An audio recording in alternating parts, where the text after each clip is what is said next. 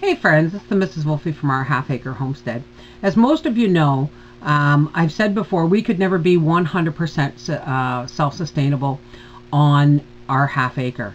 But we do a lot of things, or we've been preparing this half-acre over the last year or so that we can be more self-sustainable or closer to self-sustainability.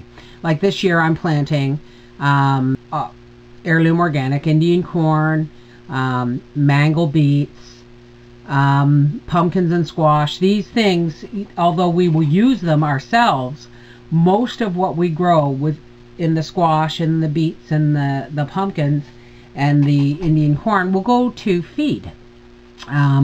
Because A, we don't like to spend so much money on animal feed.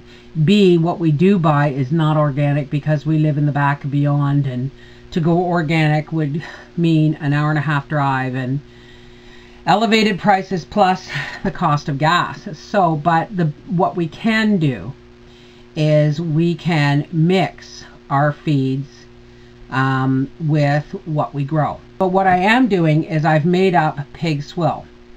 Now, my Pig Swill isn't the same as everybody else's Pig Swill. You all know I use potato peels and all that stuff. But today, I mixed up something that I could split half and half with the hog grower that we buy, which is mostly corn.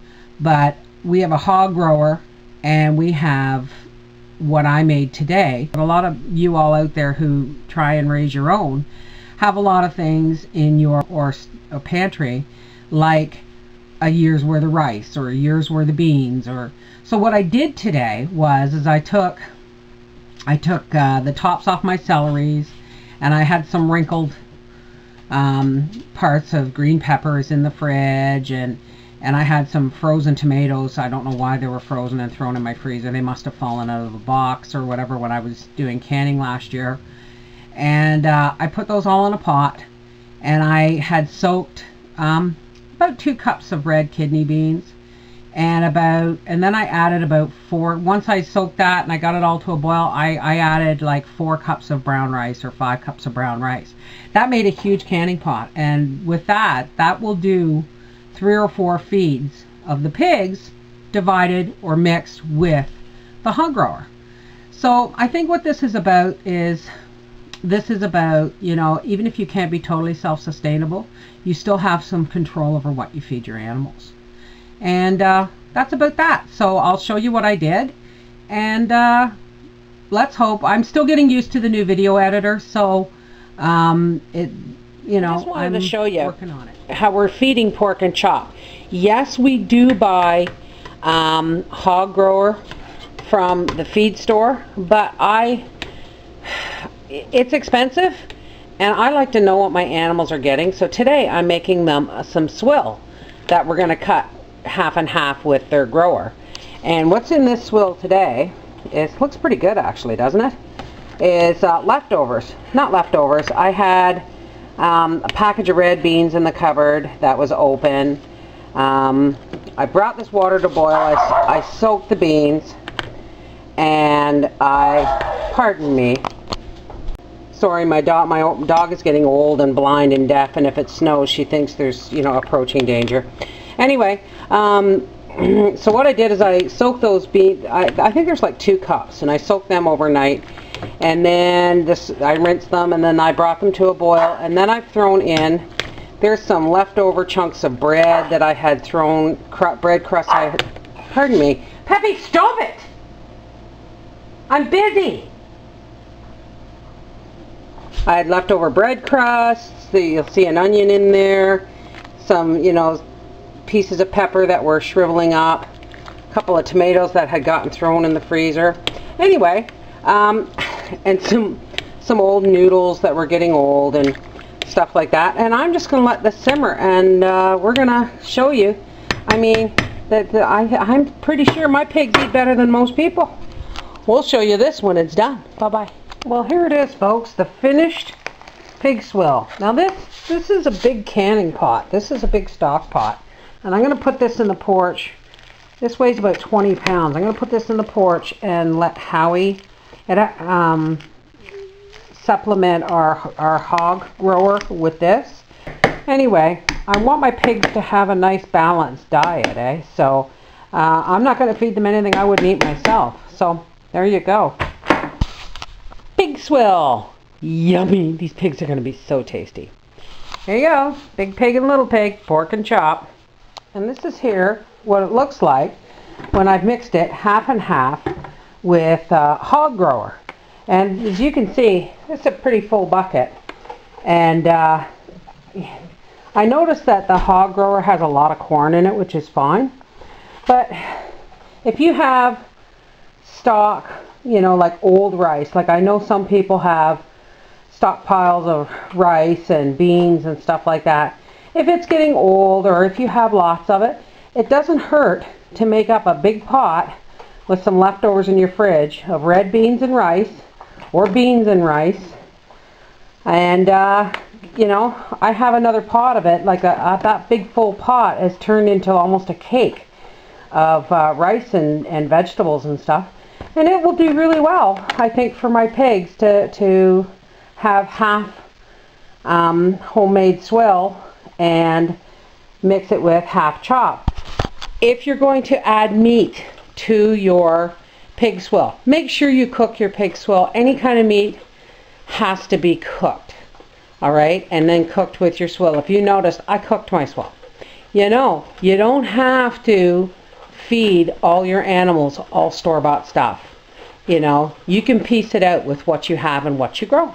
All right, take care. Hey, friends, I also wanted to share with you that I got another parcel today. Seeds. These are my green bean seeds. I got some black beauty zucchini because I don't normally grow zucchini, but then I realized what good would my chocolate zucchini bread be without this. They threw me in a free package of watermelon. These seeds are from the Sustainable Seed Company. They're 100% USA grown. They are heirloom organic, and the farm itself is run on solar and wind power. So that's the Sustainable Seed Company. I'm going to give them a shout out. What I'm really excited about is these 3 gigantic packages of red clover. Red clover makes a lovely, refreshing tea, but it's also good for all kinds of things like for feminine itching, let's say that, for bug bites, stings, oh, my bees. When it comes to bees' favorite colors are blue, which is any kind of form of pink, not red, pink to purple to blue, and they love clover.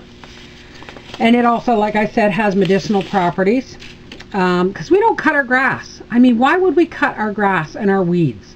I mean, God. This is calendula flowers. It looks, now, this is a marigold, not to be confused with the jumping jacks or any kind of French marigold. These are almost like a daisy. And these flowers, you can pull the flower heads off as they dry, and you can save the seeds.